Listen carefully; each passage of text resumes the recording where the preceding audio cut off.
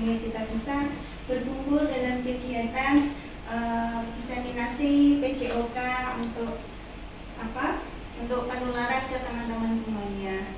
Salawat dan salam tak lupa kita haturkan kepada junjungan kita Nabi besar Nabi Muhammad SAW yang akan kita tunggu syafaatnya di yaumul qiyamah nanti. Teman-teman semuanya yang saya hormati, saya cintai, saya banggakan, terima kasih atas kehadirannya, luangnya waktu untuk kegiatan pada siang hari ini. Semoga kegiatan pada siang hari ini bermanfaat bagi kita khususnya dan bagi lembaga kita pada umumnya. Untuk selanjutnya langsung saja di sini saya mengambil judul petualangan si bola kecil. Untuk selanjutnya latar belakangnya yaitu di mana anak usia dini itu memiliki rasa ingin tahu yang tinggi ketika anak-anak itu sedang bermain. PBL dengan tema petualangan si bola kecil ini dirancang untuk merangsang minat anak terhadap aktivitas fisik, mengembangkan motorik kasar dan halus, serta menanamkan nilai-nilai kerjasama dan sportivitas untuk anak-anak. Di sini untuk kesenjangan dalam RTL ini saya ambil yaitu perkembangan motorik yang tidak merata. Di sini anak-anak itu ada perkembangan motorik itu tidak bisa merata karena apa? Karena anak itu mempunyai karakteristik, kebutuhan dan minat, kemampuan itu berbeda-beda dan tidak sesuai usia. Nah ini sangat sekali ya, karena memang meskipun dalam satu fase TKB itu untuk kesesuaian usia itu tidak bisa disamaratakan. Tidak semua anak PAUD memiliki perkembangan motorik yang sama. Beberapa anak mungkin sudah cukup mahir, sementara yang lain masih mengalami kesulitan dalam mengkoordinasikan gerakan melempar dan menangkap. Kemudian selanjutnya, kurangnya stimulasi, yaitu kurangnya kesempatan untuk berlatih secara rutin dan bervariasi dapat menghambat perkembangan motorik anak. Di sini banyak sekali ketika kita mengajar anak-anak itu, stimulasi yang kita berikan kepada anak-anak itu sangat kurang sekali, sehingga anak-anak kurang dalam mempunyai kesempatan untuk berlatih secara rutin, karena memang kita untuk anak-anak PAUD itu tidak ada mata pelajaran PJOK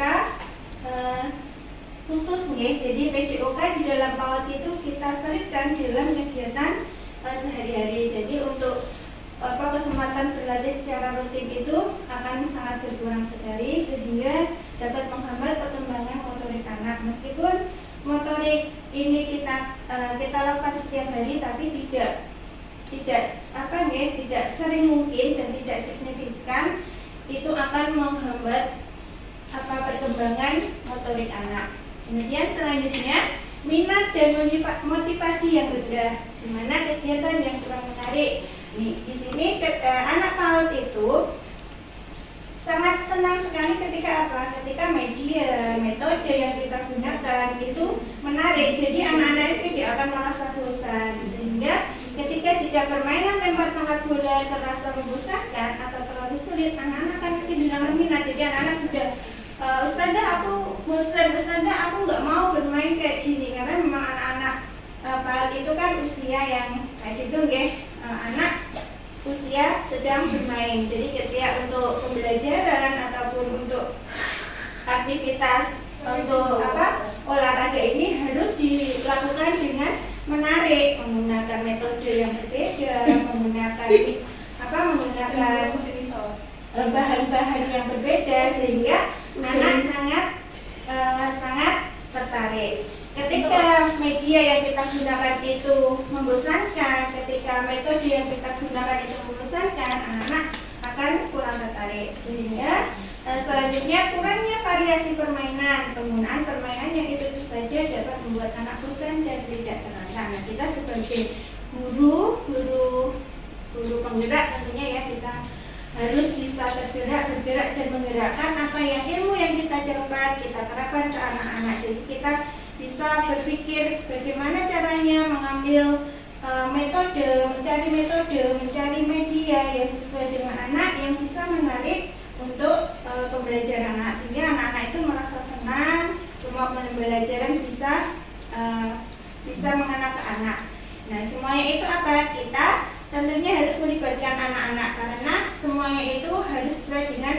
anak sesuai dengan karakteristik anak dan sesuai dengan minat anak. Di sini untuk tujuan program yaitu mengarah pada perwujudan pembelajaran PJOK yang berpusat pada peserta didik. Nah, ini seperti yang saya sampaikan tadi, anak aktif memilih jenis bola yang ingin digunakan. Jadi anak-anak di sini boleh, jadi bebas untuk memilih bola yang ingin digunakan. Kemudian anak bebas bereksplorasi dalam berbagai variasi lempar dan tangkap, dan ustadzah atau guru itu tidak menentukan melemparnya harus kayak gini, tidak. Jadi bebaskan anak itu bereksplorasi sesuai dengan apa yang dia minati, yang dia bisa sesuai dengan kemampuannya. Kemudian anak merasa senang dan bersemangat selama kegiatan. Selanjutnya yaitu mendukung penumbuhan suara, pilihan, dan kepemilikan dalam diri peserta didik.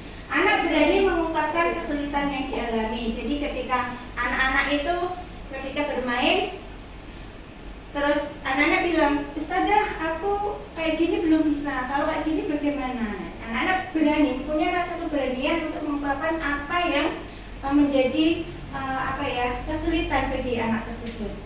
Kemudian anak dapat memilih teman bermain dan menentukan aturan permainan ini karena memang sesuai dengan ini ya pembelajaran kita yaitu berpusat pada anak. Selanjutnya anak merasa bertanggung jawab atas kebersihan peralatan. Jadi setelah pembelajaran selesai, anak-anak itu mempunyai tanggung jawab. Anak-anak punya rasa tanggung jawab bahwa permainan alat-alat yang digunakan setelah selesai pembelajaran bermain itu kita kumpulkan bareng-bareng.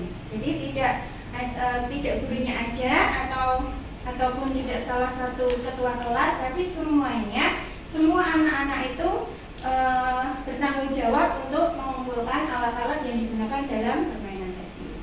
Di sini untuk capaian dan indikator tercapaian, persentase anak yang dapat melempar dan menangkap bola dengan benar yaitu 75%. Kemudian meningkatkan koordinasi mata dan tangan, peningkatan kemampuan kerjasama dengan kelompok. Ini tadi sesuai dengan yang saya sampaikan tadi bahwa semuanya itu perlu kerjasama dan tidak harus dilaksanakan sendiri. Kemudian langkah-langkah aksi. Di sini rencana solusi untuk mengatasi tantangan yang relevan, menggunakan bola yang ringan dan lembut, memulai dengan jarak yang dekat, lalu secara bertahap, kemudian diperjauh, kemudian membagi anak ke dalam kelompok kecil berdasarkan kemampuan. Ini sesuai dengan pembelajaran kita yaitu pembelajaran berdiferensiasi. Kemudian rencana pelibatan komunitas atau mitra, kita mengundang orang tua untuk ikut bermain bersama anak. Jadi suatu ketika kita adakan untuk bermain bersama dengan orang tua dalam suatu event. Jadi orang tua kita undang, kita ajak untuk bermain bersama anak-anak. Kemudian bekerja sama dengan perpustakaan untuk meminjam buku cerita tentang olahraga. Jadi ini sangat penting sekali selain untuk menumbuhkan perkembangan motorik, fisik motorik anak, juga perkembangan minat baca anak. Untuk rencana penempatan peserta didik, upaya untuk menempatkan peserta didik sebagai kontributor dan pemeran utama dalam program. Ini seperti yang kita sebut tadi bahwa peserta didik itu adalah sebagai pusatnya. Jadi semuanya itu semuanya harus sesuai dengan minat, bakat, kemudian kemampuan anak. Di sini untuk melibatkan anak dalam memilih jenis permainan, meminta anak untuk membuat aturan permainan sederhana, memberikan kesempatan anak untuk menjadi wasit. Nah, anak-anak bisa kita tunjuk salah satu untuk menjadi wasit, untuk memberikan penilaian kepada teman-temannya, kemudian untuk untuk memberikan dukungan kepada teman-temannya. Untuk struktur program dan mitra dalam komunitas, di sini deskripsi target peserta yang dilibatkan jelas cakupannya, anak usia 5 sampai 6 tahun di TKU Walidain. Untuk lini masa, minggu pertama pengenalan berbagai jenis bola, kemudian latihan melempar ke atas dan menangkap, latihan melempar bola ke dinding, permainan lempar tangkap berpasangan, kemudian lempar tangkap kelompok. Di sini untuk keterlibatan komunitas yaitu guru kelas, kepala sekolah, perpustakaan, dan orang tua. Untuk selanjutnya,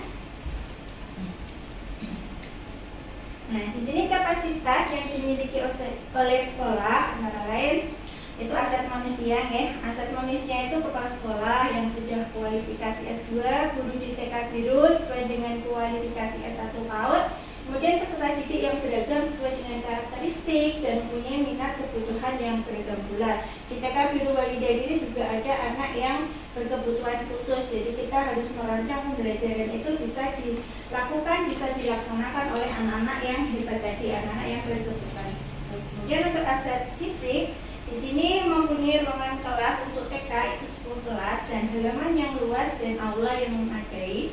Kemudian mempunyai fasilitas seperti TV, LCD, laptop, WiFi, CCTV, dan masih banyak lagi. Kemudian untuk aset sosial dan finansial, sekolah bekerja sama dengan pihak-pihak yang terlibat dalam pembelajaran. Seperti kita sudah melaksanakan MOU ya dengan berbagai pihak, yaitu di Klinik Asia, BPD Syariah, BMT, Yota, Optimal, dan Siton. Dan mempunyai paguyuban komunitas wali murid. Untuk aset finansial sekolah berasal dari iuran wali murid dan berasal dari bantuan. Untuk kemungkinan tantangan dalam pelaksanaan, anak kesulitan mengontrol kekuatan lemparan, anak takut terkena bola, dan perbedaan kemampuan motorik anak. Kemudian untuk rencana solusi mengatasi tantangan yang relevan, menggunakan bola yang ringan, memulai dengan jarak yang dekat, membagi anak ke dalam kelompok kecil dan berdasarkan kemampuan.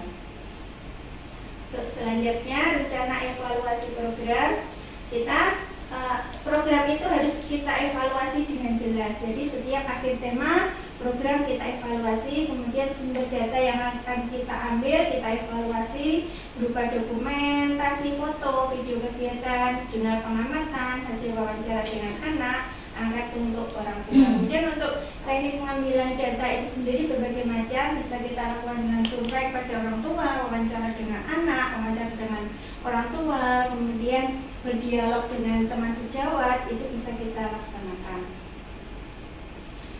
Untuk selanjutnya, terima kasih.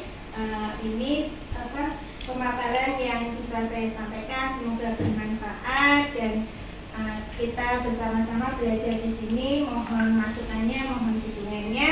Mohon teman-teman ada masukan. Terima kasih. Akhir kala, wassalamualaikum warahmatullahi wabarakatuh. Waalaikumsalam.